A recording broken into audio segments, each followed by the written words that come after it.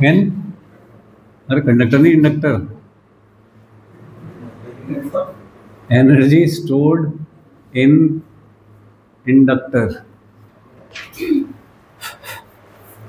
Energy stored in an inductor. Inductor में energy store होती है in form of magnetic field.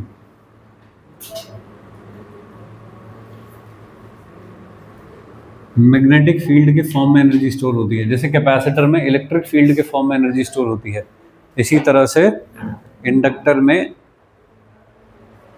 Magnetic field के form में energy store होती है। कैपेसिटर कैसी डिवाइस है? वोल्टेज को सेंस करता है या करंट को सेंस करता है? कैपेसिटर वोल्टेज सेंसिटिव है या करंट सेंसिटिव है? वोल्टेज। बैटरी लगाओगे चार्ज होगा, बड़ी बैटरी लगाओ ज़्यादा चार्ज हो जाएगा। इंडक्टर क्या सेंस करता है? करंट, कि करंट बढ़ रहा है या घट रहा है, ये चीज़ को सेंस करता है। तो इंडक्टर कैसी डिवाइस है? Current sensitive. इंडक्टर इज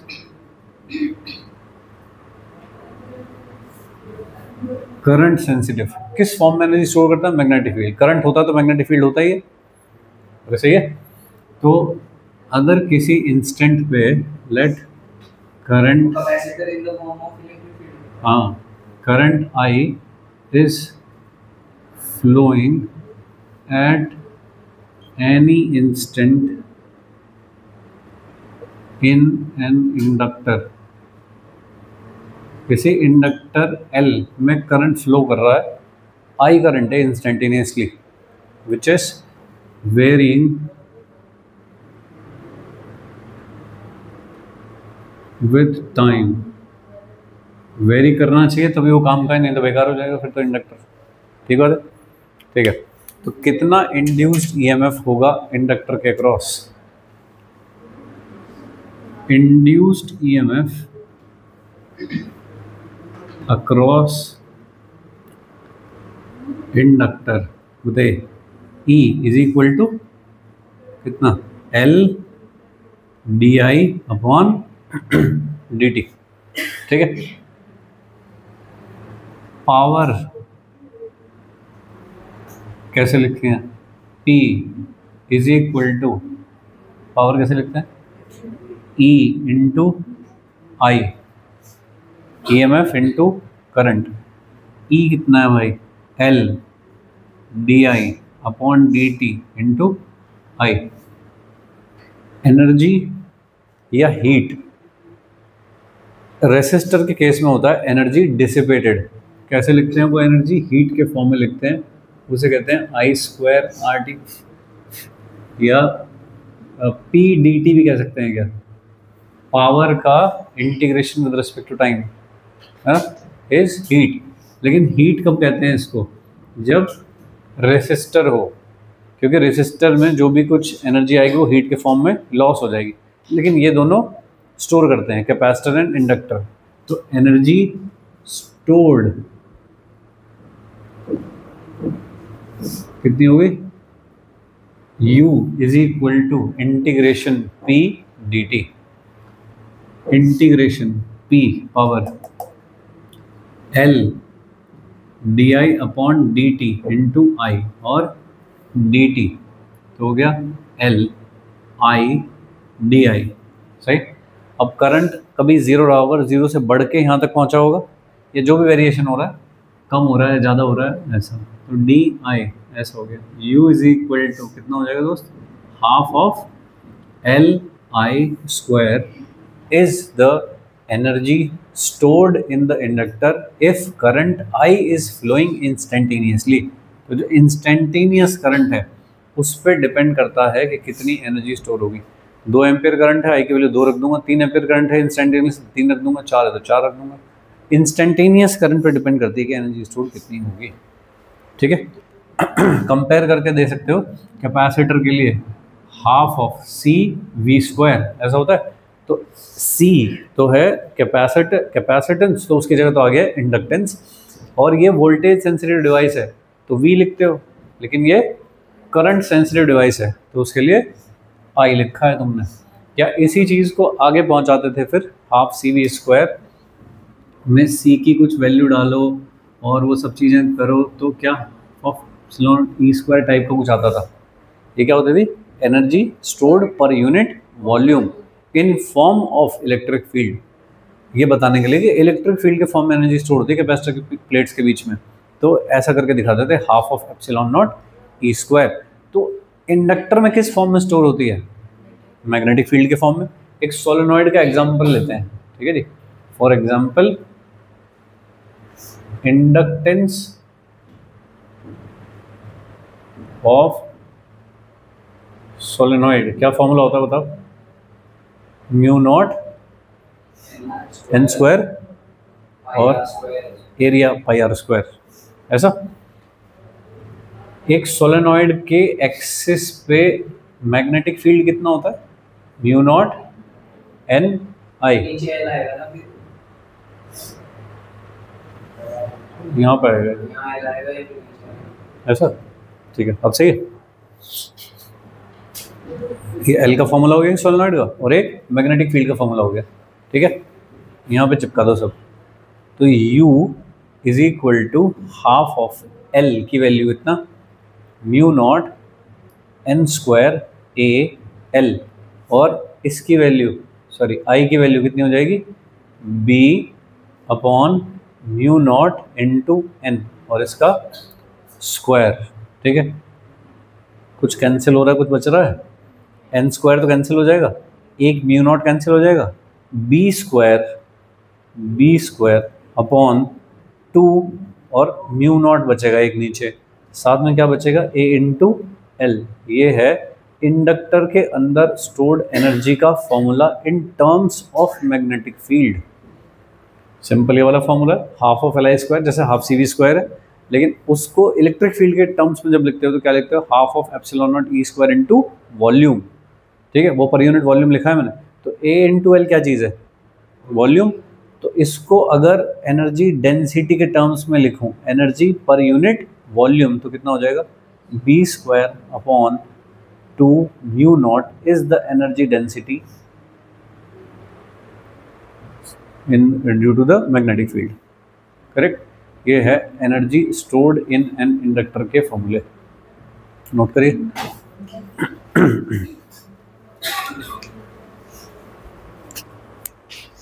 सारे के सारे एक जैसी की बात है। कौन? इसका मतलब सही चल रहा है सब कुछ। अगर सब अलग अलग आ रहा होता तो इसका मतलब गड़बड़ है फिर। ठीक वैसे ही आ रहे हैं एक जैसे, तो इसका मतलब ये भी कुछ पैटर्न फॉलो करते हैं, ठीक है। म्यू नॉट नीचे क्यों आए यहाँ पे?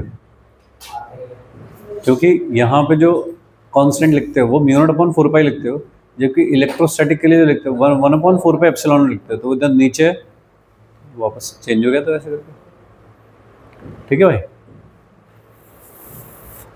Energy stored in an inductor,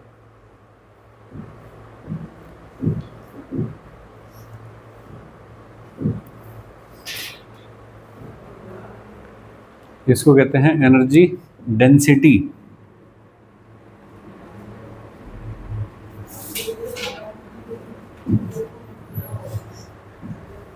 मतलब एनर्जी पर यूनिट वॉल्यूम।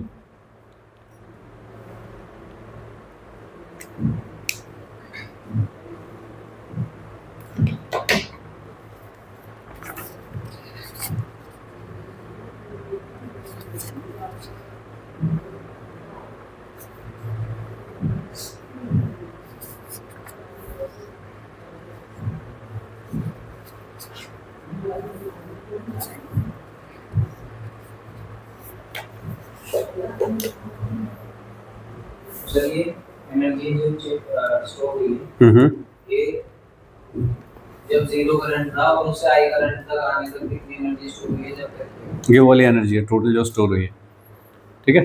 तो स्टोर कैसे हो रही होगी? कैसे बोलो? हाँ, तो इसका मतलब लगातार बदलती जा रही होगी, स्टोर होती जा रही होगी लगातार, बढ़ती है। तो क्या होना चाहिए फिर? अगर करंट कम होता जाए तो क्या होता जाता होगा? यहाँ से आ रहा है करंट आई, और वो जो करंट है वो बढ़ रहा है, इज इक्वल टू, या आई इंक्रीजिंग ऐसे लिख दूँ कि आई जो है वो बढ़ रहा है।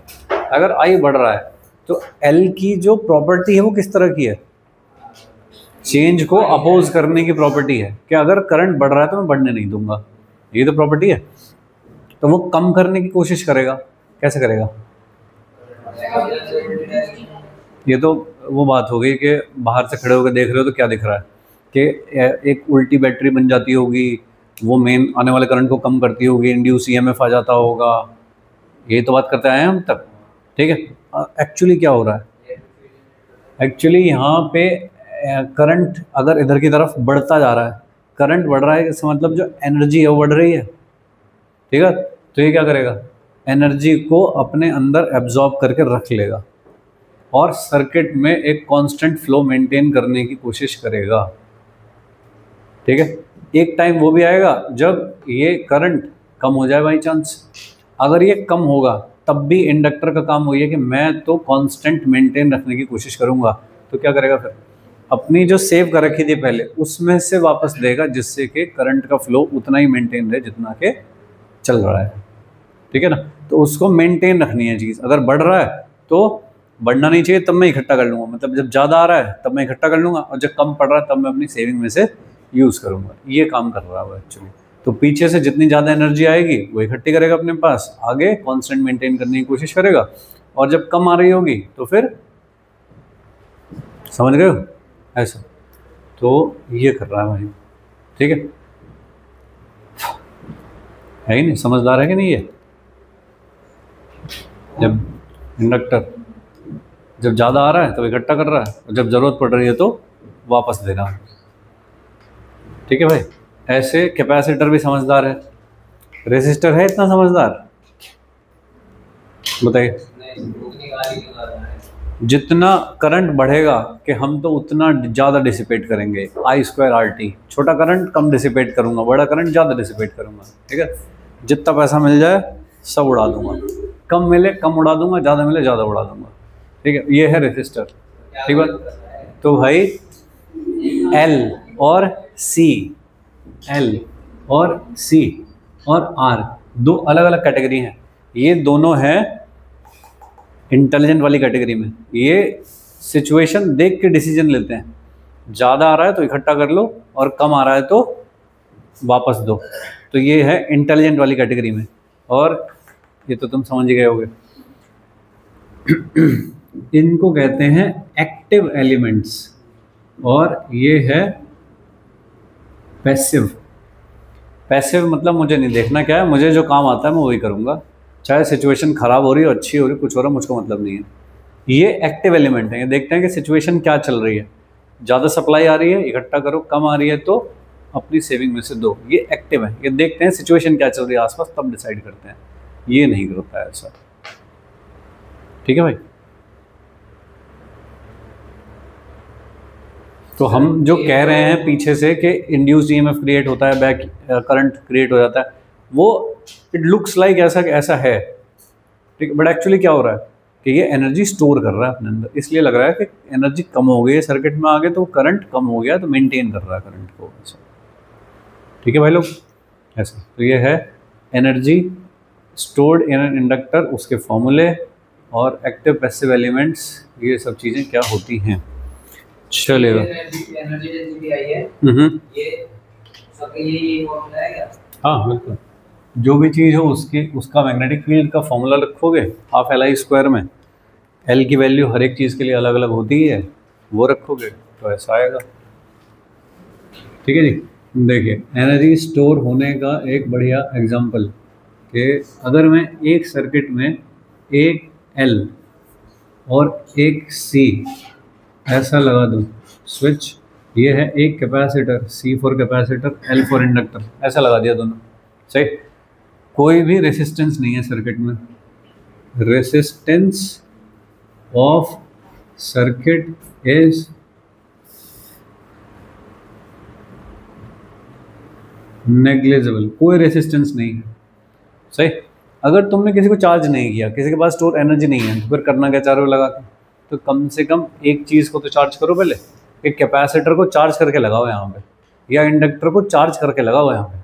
तो मान लीजिए कि मैंने कैपेसिटर को पहले से चार्ज किया हुआ था और उसके पास कुछ इतना चार्ज था, कैपेसिटर इज प्री चार्ज्ड,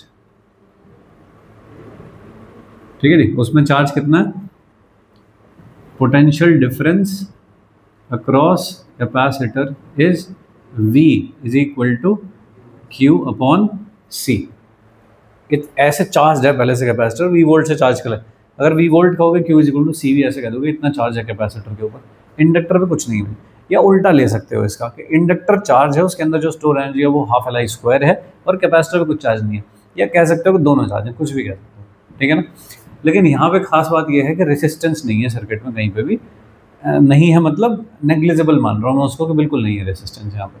अगर रेसिस्टेंस नहीं है तो कैपेसिटर कोई एनर्जी डिसिपेट नहीं करता, इंडक्टर भी कोई एनर्जी डिसिपेट नहीं करता, तो एनर्जी सारी सर्किट के अंदर ही रहेगी,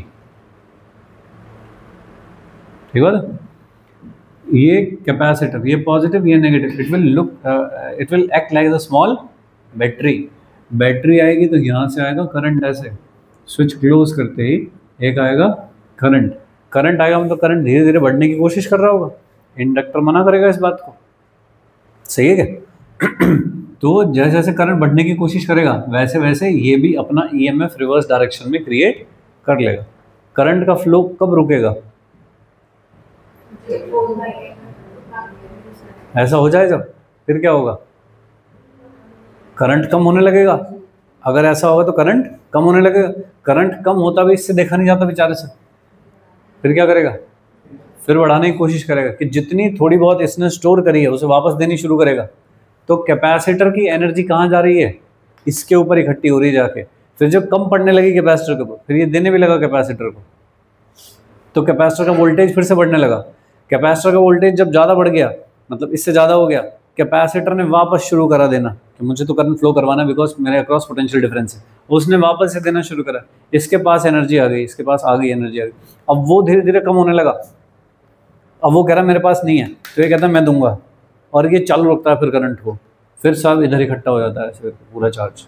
तो ऐसे कुछ चलते हैं ऑसिलेशंस, उनको कहते हैं, हाँ बिल्कुल पॉसिबल नहीं है। एलसी ऑसिलेशंस कब पॉसिबल नहीं है, जब रेसिस्टेंस जीरो हो, क्योंकि रेसिस्टेंस तो बैठा होगा, अब वायर तो लगाओगे, जहाँ में लगाओगे तो कुछ ना कुछ रेजिस्टेंस तो होगा ही, रेजिस्टेंस होगा तो वो अपना काम करता रहेगा। कि तुम एक दूसरे के साथ इमोशनल खेलते रहो कि तुम ले लो लेकिन मैं उड़ाऊंगा, तो उसके हाथ जितनी लगेगी उतनी एनर्जी उड़ाता रहेगा वो, और कब तक उड़ाता रहेगा, जब तक सारी खत्म ना हो जाए, ठीक है। किसी इंस्टेंट पे let charge on the plates of capacitor is Q, कम हो जाएगा, ठीक है, और उस टाइम पे करंट भी फ्लो कर रहा होगा सर्किट में, इज I, ऐसा है, ठीक है। किसने शुरू करवाया सब काम,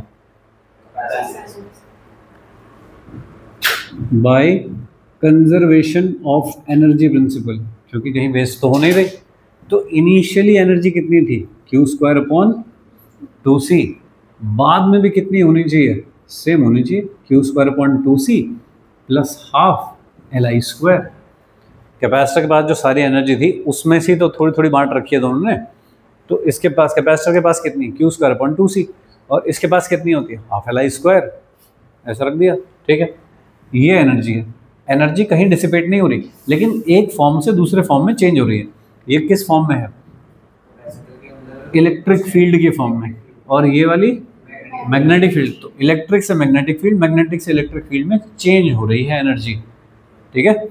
differentiate with respect to time, ये है कांस्टेंट, कांस्टेंट का डिफरेंशिएशन। यहाँ पे क्या ये Q वेरी कर रहा है, डिफरेंशिएट करवाओ, 2Q और dQ/dt, नीचे कौन बैठा है, plus L/2 as it is, I² को डिफरेंशिएट करो, di/dt, सही, ये दो कैंसिल हो जाएंगे जगह जगह से, ये हो गया Q अपॉन C, ये क्या होता है, प्लस दो कैंसिल हो गया Li और di/dt, एल कॉमन लेके साफ कर दूंगा कि एल इज सॉरी आई को कॉमन लेके हटा दूंगा कि I can not be equal to 0। इसको इधर उठा के लाओ, L D I upon D T is equal to Q upon C with negative sign.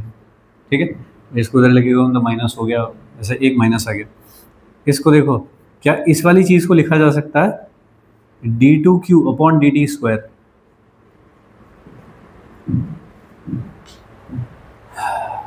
बोलो, इसको डबल डिफरेंशिएशन ऑफ चार्ज तो हुआ है, उसको डबल डिफरेंशिएशन ऑफ चार्ज लिख दिया, वन अपॉन एल और सी कांस्टेंट है, अलग डाल दिया, क्यू साथ में हो गया। तो देखिए देखिए लग रही है इक्वेशन कैसी है, कैसी लग रही है भाई? D two X upon D T square is equal to minus omega square X. S H M की इक्वेशन हुआ करती थी ऐसी। ठीक है, किस चीज़ को एस एच एम था ये कि एक कोई पार्टिकल है वो अपनी मीन पोजीशन के अबाउट डिस्प्लेसमेंट को इस तरह से वेरी कर रहा है साइनसॉइडली, तब ये वाली इक्वेशन होती है। यहाँ पे कौन चीज़ है जो वेरी हो रही है? चार्ज। तो चार्ज यहाँ पे साइनसॉइडली वेरी हो रहा है। यहाँ पे कौन साइनसॉइडली वेरी होता है, मतलब साइन के फंक्शन से कौन वेरी होता है इसमें? इसका सोल्यूशन क्या लिखते हो? इस वाली डिफरेंशियल इक्वेशन का सोल्यूशन क्या ऐसा लिखते हो? x is equal to A sine omega T plus five, ऐसा लिखते हो। तो सिमिलरली इस वाली डिफरेंशियल इक्वेशन का सोल्यूशन भी कुछ उसी टाइप का होना चाहिए। और ये कौन है उसमें? Omega square. तो ये हो गया माइनस ओमेगा स्क्वायर क्यू और D two Q upon D T square. और इसका सोल्यूशन किस टाइप का दिखाई देगा? Q इज इक्वल टू क्या? Q naught sine omega T plus five. ये वाली क्या चीज़ है? मैक्सिमम पॉसिबल चार्ज कितना हो सकता है। और ये क्या चीज़ है? Initial phase. इनिशियल फेज के शुरू कहाँ से किया था? ये है initial phase. D Q by D T को क्योंकि तुमने कहा था, तुमने कहा था, अरे तुमने कहा था इसलिए, अरे झूठ मत बोल रही, बहुत तेजी से बोला था तूने। D Q by D T is equal to आई।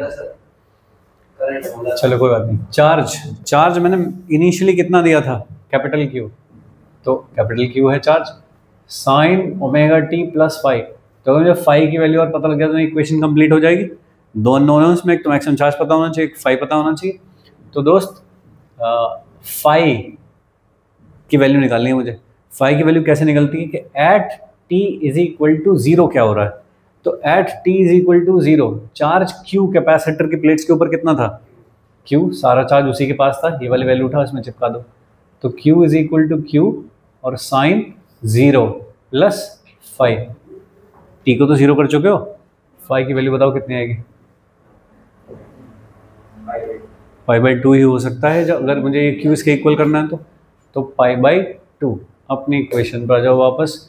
तो इक्वेशन क्या हो गई? क्यू साइन ओमेगा टी और plus pi by two is equal to Q cos लिख दूंगे इसे। ये है चार्ज का वेरिएशन कैसे हो रहा है with respect to time on the plates of the capacitor. ये ग्राफ कैसा होता है कॉस का? ऐसा जाता है पहले नीचे, फिर इधर जाता है, फिर वापस और फिर ये है एक ऑसिलेशन चार्ज का। ठीक है, कि पहले चार्ज मैक्सिमम होता है, फिर वो जीरो होता है कितनी देर में? 1/4 ऑफ द ऑसिलेशन में, है ना, t/4 में। फिर t/2 में दूसरे डायरेक्शन में मैक्सिमम, सही। फिर वापस 0, 3t/4 में, और फिर t में वापस पुराना जैसा वंस अगेन फिर से शुरू हो जाएगा गेम। यह है एक ऑसिलेशन, यानी कि एक variation of the charge, complete cycle. तो पहले ये वाली प्लेट है पॉजिटिव, ये है नेगेटिव। t/4 टाइम बाद क्या हो जाएगा? सारा चार्ज जीरो। इसका मतलब इसकी सारी एनर्जी कहाँ चली गई? इसके ऊपर। तो चार्ज हो गया जीरो, करंट हो गया जो भी कुछ बाद में देख लेंगे। उसके बाद फिर इंडक्टर को अच्छी नहीं लगी ये बात कि करंट जीरो हो रहा है, वो वापस से फ्लो करवाना शुरू करेगा अपनी एनर्जी को। कब तक फ्लो करवाएगा? जब तक कि सारा चार्ज वापस इधर इकट्ठा नहीं कर देता। तो अब ये वाली प्लेट कैसी हो जाएगी? पॉजिटिव। और ये वाली प्लेट कैसी हो जाएगी? नेगेटिव। तो इधर प्लस क्यू, इधर माइनस क्यू, ये वहाँ हाफ ऑसिलेशन। फिर करंट जीरो हो गया, कैपेसिटर के ऊपर फुल वोल्टेज हो गया, फिर से वापस फ्लो कराना शुरू करा उसने से। तो फिर ये वाला गया वापस 1/4। फिर इंडक्टर के ऊपर सारी एनर्जी आ गई, उसने फिर उसी डायरेक्शन में कंटिन्यू रखने की कोशिश की जिसमें पहले चल रहा था, तो वापस ये पहुंचा दिया। ठीक है, करंट कितना रहता होगा, D Q by D T is equal to I, कितना हो जाता होगा, क्यू इंटू ओमेगा और sine omega T negative sine, cos का डिफरेंशिएशन माइनस, सॉरी साइन का डिफरेंशिएशन माइनस कॉस, कॉस का डिफरेंशिएशन माइनस साइन, और साथ में एक ओमेगा भी आ गया। ये जो सारी चीज़ है ये क्या होनी चाहिए, मैक्सिमम करंट कितना हो सकता है इनटू साइन ओमेगा टी, लेकिन साथ में माइनस भी है। तो बताइए इसका ग्राफ कैसा रहेगा, साइन के ग्राफ का उल्टा, ऐसे इस तरह का है करंट का एक टाइम पीरियड, ये t, ये 3t/4, t/2, t/4। बोलो भाई लोग, समझे यहाँ तक? ओके, एक छोटा काम और रह गया, इसको देखो, ओमेगा स्क्वायर किसे लिखा था, ओमेगा इज 1/√LC, ये क्या है, angular frequency, angular frequency of this variation, कि एक सेकंड में कितने ऑसिलेशन करेगा वटेवर, कितने बार, मान लो कि प्लस से माइनस होने में चार्ज को कितना टाइम लगता है, वापस सेम चीज अटेन करने में कितना टाइम लगता है, ऐसा तो हो गया omega. Omega is called angular frequency, F ऐसे लिख सकता हूँ क्या उसे, एफ कौन सी फ्रीक्वेंसी है, नेचुरल फ्रीक्वेंसी। वर्ड्स जब सवाल कर रहे हो ध्यान से पढ़ना है, नेचुरल लिखा है, लीनियर लिखा है, क्या लिखा है, एफ की वैल्यू कितनी हो गई, 1/2π√LC, ऐसा। Time period of oscillation 2π/t करके निकाल लूंगा, ऐसा ऐसा। तो इस तरह के सारे फॉर्मूले हैं ये। तो omega is the angular frequency of LC oscillation, that is 1/√LC। ठीक है, ये छोटा फॉर्मूला है जिससे सवाल पूछे जाते हैं। तो इस पूरे टॉपिक में जो क्वेश्चन पूछे जाते हैं वो इस वाले फॉर्मूले पे पूछे जाते हैं। काम कैसे किया तुमने, वो एनर्जी कंजर्वेशन के थ्रू किया। यही काम दूसरे तरीके से भी कर सकते थे कि मैं किरचॉफ लिखूं और तब करूं, तब भी आ जाता, बट उससे थोड़ा लंबा होता है, इससे आसानी से आ रहा है। ये वाले फॉर्मूले पे क्वेश्चन होंगे, और ये वाली चीज़ पे कभी कभी होती है, लेकिन ये थोड़ा मतलब ऊपर का लेवल हो जाएगा। फिर बेसिक जो सवाल आते हैं छोटे टाइप के, वो सब बस यहाँ में आ जाते हैं। ठीक है, या फिर थोड़ा सा आपसे पूछा जा रहा है कि कितने टाइम में सारा चार्ज यहाँ से यहाँ शिफ्ट हो जाएगा, यहाँ से यहाँ शिफ्ट हो जाएगा, ऐसा कुछ भी पूछा जा रहा है, तो बता पाओगे इसके ग्राफ के बेसिस पे कि कब ये वाली जो प्लेट है जो अभी पॉजिटिव दिख रही है, कितनी देर बाद ये नेगेटिव हो जाएगी, तो कितने टाइम बाद, t/2 टाइम बाद। t की वैल्यू कहाँ से निकलेगी, यहाँ से, ओमेगा। तो ओमेगा कौन है, 2π/t, यहाँ से निकलेगी वैल्यू, और वो कितना है, 1/√LC। तो ये बिल्कुल छुटपुट सवाल है जैसे पूछे जा सकते हैं। ठीक है जी, और बाकी अगर कोई बड़ा सवाल होता है तो फिर दूर चला जाएगा इधर कि भाई इंडक्टर के पास भी कुछ ना कुछ एनर्जी है, कैपेसिटर के पास भी है, और तब मैं ये वाला स्विच क्लोज कर रहा हूँ, कोई दूसरा सर्किट पे लगा हुआ था कि वो वाला ऑन कर रहा हूँ, तो क्या हो जाएगा, ऐसा कुछ। ठीक है, बट फंडा जो है बेसिक पीछे ये रहेगा। ठीक है जी, नोट करिए।